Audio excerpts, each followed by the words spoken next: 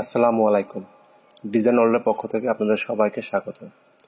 Viewers, আজকের ভিডিওটির বিষয়বস্তু হলো গিয়ে বিমের উচ্চতা কত দিব।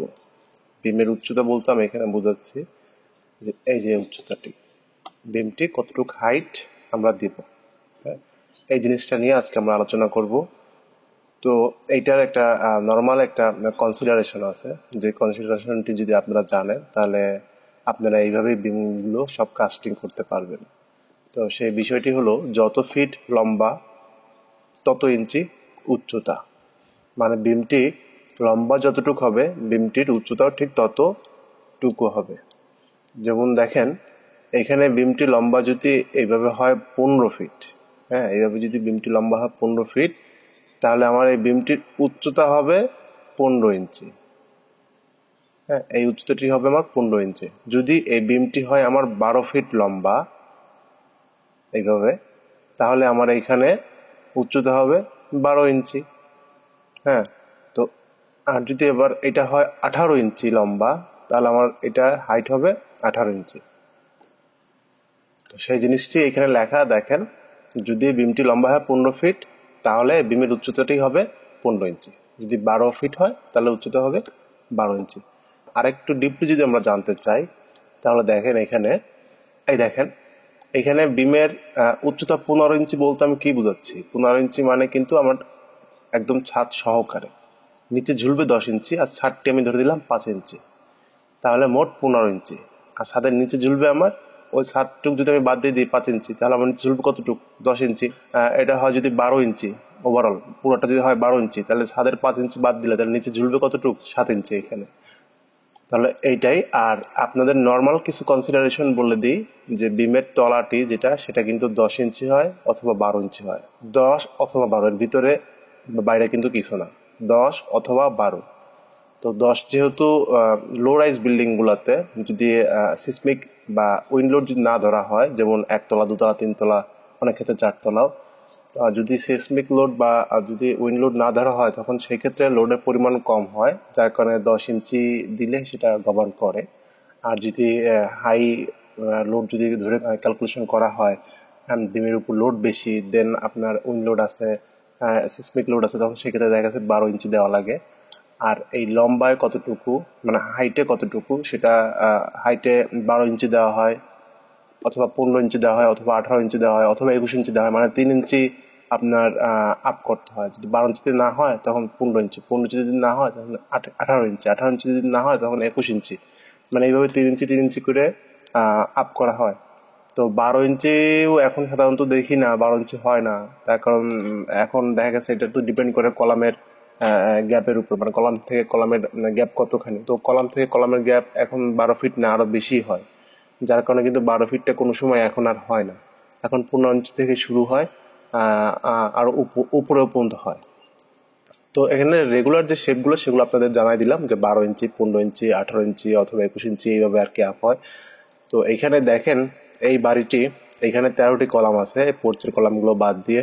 এটি যদি আমরা দেখি যে এইখানে আমাদের যে বিমের উচ্চতা বা ডেপথটা কতটুকু দিতে হবে, সেটা এখানে দেখেন এই যে ফ্লোর বিমের লেআউট প্ল্যান বের করা আছে এখানে।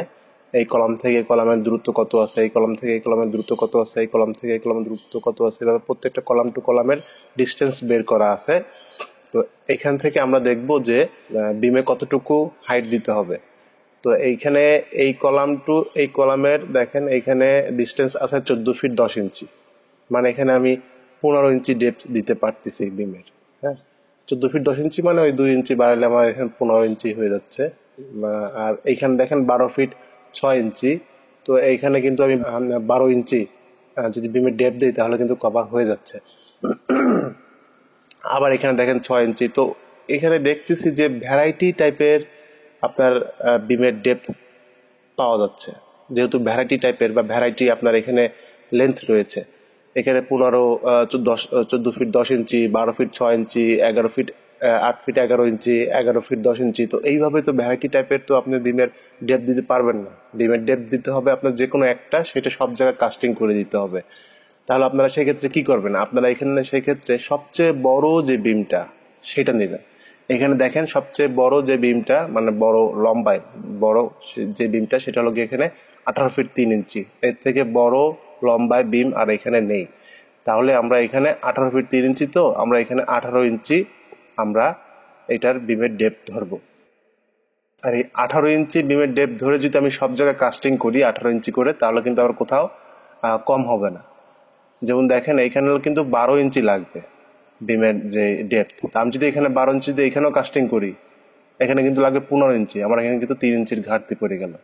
আবার এইখানে লাগবে হলো কি আমার 18 ইঞ্চি। আমি যদি 12 ইঞ্চির কাস্টিং এখানে করে দিই, তাহলে কিন্তু আমার এখানে 6 ইঞ্চির ঘাটতি পড়ে গেল। তো যার কারণে সব জায়গায় যেন ঠিক থাকে, আমাদের যে টার্গেট সেটা যেন ফিল আপ হয়, এই জন্য আমরা কি করব, সবচেয়ে লম্বা যে বিমটা সেটা নিব এবং সেটার ডেপথ ধরে আমরা সব জায়গায় সেম পরিমাণ বিমের ডেপথ ক্যালকুলেশন করে ছেড়ে দিব।